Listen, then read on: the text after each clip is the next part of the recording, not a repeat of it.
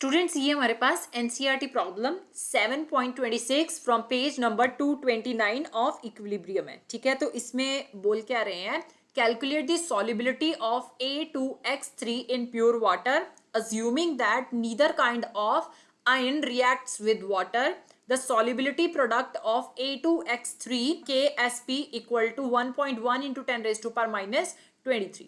ठीक है, आपसे बोला गया है कि एक कंपाउंड है दैट इज A2X3, आपने उसको वाटर में डिसॉल्व किया। ठीक है, अब इसमें बोल रहे हैं कि इसमें से कोई भी आयन जो है, मतलब ना ही केटायन और ना ही एनायन जो है वो वाटर के साथ रिएक्ट कर रहा है। ठीक है, इस केस में जो हमारे पास सॉल्युबिलिटी प्रोडक्ट कांस्टेंट गिवन है that is KSP, it is 1.1 into 10 raise to power minus 23। Right, तो हम देखते हैं कि ये जो A2X3 है ये डिसोसिएट कैसे हो रहा है। राइट, सो A2X3 ऑब्वियसली हम यहाँ पे क्रॉस वैलेंसी की हेल्प के साथ इसकी जो ऑक्सीडेशन स्टेट है वो फाइंड आउट कर सकते हैं। ठीक है, सो अब मुझे पता है कि A2X3 ये जो हमारे पास नंबर ऑफ एटम्स का साइन आता है। ठीक है, ये जब हम क्रॉस मल्टीप्लाई करेंगे तो ये हमारे पास इस आयन की और या इस आयन की जो ऑक्सीडेशन स्टेट होगी वो दे देगा। राइट, तो पहले हम केटायन लेते हैं।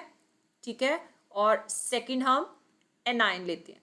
दैट मीन्स पहले पे पॉजिटिव चार्ज आएगा और दूसरे पे नेगेटिव चार्ज आएगा। जब आप क्रॉस मल्टीप्लाई करोगे सो ऑब्वियसली यहां पे मैं 1 अज्यूम कर रही हूं, सो 3 into 1 that will be 3 positive. इसको भी आपने क्रॉस मल्टीप्लाई किया तो 2 इंटू 1 दैट मीन्स 2 नेगेटिव आ गया। ठीक है, कि A2X3 किस फॉर्म में टूटेगा, A3 positive plus X2 negative.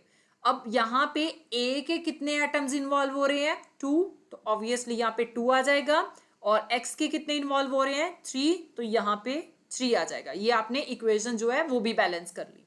Right, तो अब हम जो सॉल्युबिलिटी प्रोडक्ट का रिलेशन है वो देख सकते हैं।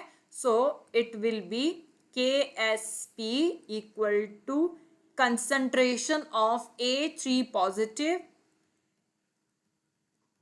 Raise to the power number of atoms. ठीक है, नंबर ऑफ एटम्स हमारे पास 2 है, into concentration of X2 negative raise to the power number of atoms. Number of atoms 3 है। ठीक है, अब KSP की वैल्यू हमारे पास 1.1 into 10 raise to power minus 23 given है। ओके, मैं ये अज्यूम करती हूँ कि हमारे पास जो सॉल्युबिलिटी ऑफ A2X3 आ रही है उसको मैं S के साथ डिनोट करती हूँ। Right, so you can write if S is the solubility of A2X3 then obviously ये जो है S डिसोसिएट करेगा और हमारे पास 2S A3 पॉजिटिव बना देगा और 3S X2 नेगेटिव बना देगा। ठीक है, तो आप ये वैल्यू जो है A3 पॉजिटिव की और X2 नेगेटिव की पुट कर सकते हो।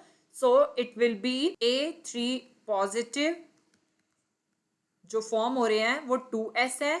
ठीक है, और X2 नेगेटिव 3S फॉर्म हो रहे हैं। अब आप ये जो वैल्यूज आपने फाइंड आउट की हैं ये आप इस इक्वेशन में पुट कर दो। सो KSP इक्वल टू 2S का स्क्वायर हो जाएगा इंटू 3S का क्यूब आ गया। राइट, एंड ये किसके इक्वल आ रहा है, 1.1 into 10 raise to power minus 23 के इक्वल आ रहा है। ठीक है, सो 2 इंटू 2 4S हो जाएगा, 4S स्क्वायर आ गया, इंटू 3 इंटू 3 इंटू 3, 3 इंटू 3 9 आ गया, 9 इंटू 3 27 आ गया। Right, 27S3 equal to 1.1 into 10 raise to power minus 23 हो गया। अब दोनों पावर्स जो है वो मल्टीप्लीकेशन में है, तो ये सिंपली इनकी जो पावर है S की ये ऐड हो जाएंगी। So 2 plus 3 that means 5, 4 into 27 these are 108S 2 + 3 5 हो गया, 1.1 इंटू 10⁻⁻23 आ गया। 108 हम दूसरी साइड ले जाएंगे, सो 1.1 इंटू 10⁻⁻23 डिवाइडेड बाई 108 आ गया। तो जब आपने 1.1 को 108 के साथ डिवाइड किया तो यू विल गेट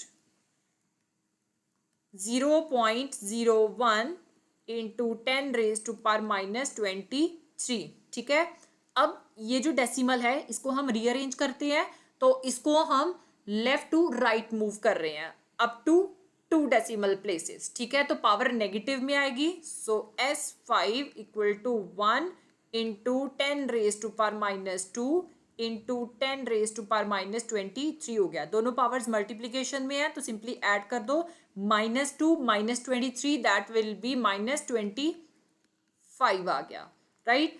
अब हम फिफ्थ रूट है इसको सॉल्व करेंगे। ठीक है, तो ऑब्वियसली अगर मैं इसका फिफ्थ रूट हटाती हूं तो यहां पे मेरे पास फिफ्थ रूट आ जाएगा। ठीक है, फिफ्थ रूट ऑफ 1 इंटू 10⁻⁻25 आ गया, राइट। अब 1 का जो है ऑब्वियसली 1 ही आएगा इंटू, अब ये जो है इसको मैं ऐसे लिख सकती हूँ -5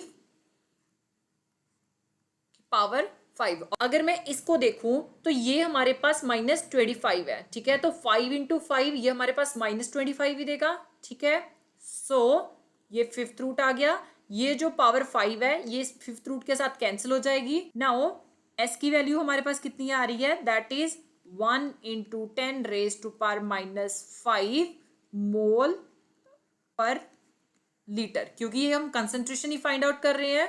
सो इसको हम अगर रीअरेंज करके लिखें तो एस की value is 1 into 10⁻⁻5 molar. That is your final answer.